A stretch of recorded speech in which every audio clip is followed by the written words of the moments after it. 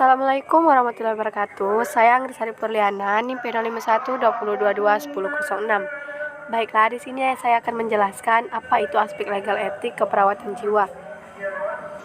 Etik keperawatan yaitu sudut pandang pada apa yang baik dan benar untuk kesehatan dan kehidupan manusia, mengarahkan bagaimana seseorang perawat harus bertindak dan berinteraksi dengan orang lain.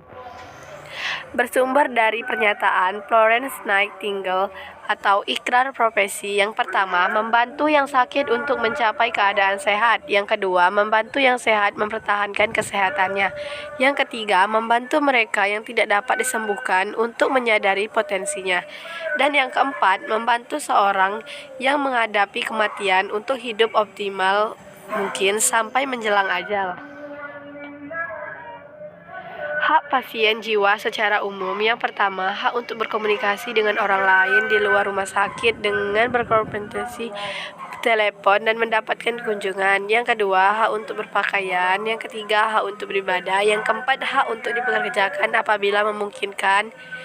Selanjutnya, hak untuk menyimpan dan membuang barang. Selanjutnya, hak untuk melaksanakan keinginannya. Dan terakhir, hak untuk memiliki hubungan kontraktual.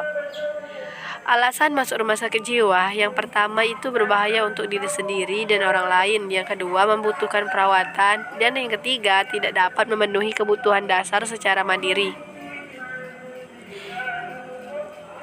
Hierarki dalam membatasi pasien jiwa. Yang pertama, ekstremitas tubuh. Yang kedua, batasan ruangan gerak. Yang ketiga, batasan dalam aktivitas sehari-hari, misal acara TV, waktu merokok, komunikasi.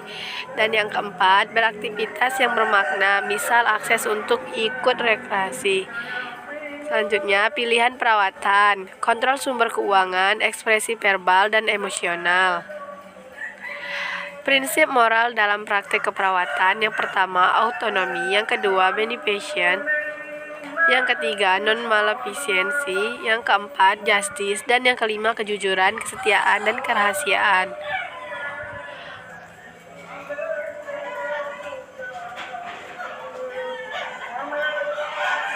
Metode dalam pengambilan keputusan etis. Yang pertama, menunjukkan maksud baik. Yang kedua, mengidentifikasi semua orang penting.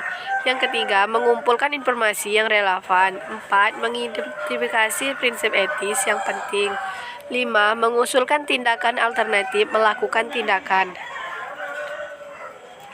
Pengaruh hukum dalam praktek keperawatan jiwa. Yang pertama, perawat sebagai warga negara, hak-hak pasien, perawat sebagai pegawai atau perawat sebagai pemberi layanan.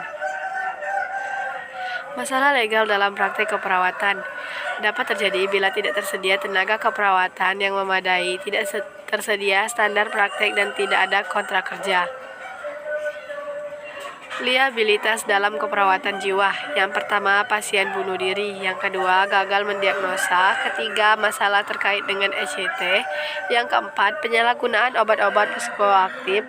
Yang kelima, melanggar kerahasiaan. Yang keenam, gagal merujuk pasien. Yang ketujuh, gagal untuk melaporkan penganiayaan. Dan yang ke-8, tidak adanya informed consent. Meminimalkan liabilitas. Yang pertama, ikuti standar. Yang kedua, berikan pelayanan keperawatan yang kompeten. Yang ketiga, hubungan empati, hormat, dan bela rasa.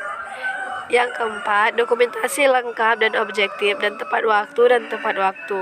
5. Perawat menolong di tempat umum. Yang terakhir, standar keperawatan. Yang pertama, pedoman praktek keperawatan yang aman dan tepat. Menekankan tanggung jawab gugat. Yang ketiga, tanggung jawab mengacau pada pelaksanaan tugas yang dikaitkan dengan peran perawat. Dan yang keempat, tanggung gugat dapat memberikan alasan atas tindakan keperawatan yang diberikan atas diri pasien, profesi, atasan, dan masyarakat. Baiklah, itulah saja video dari saya. Terima kasih. Wassalamualaikum warahmatullahi wabarakatuh.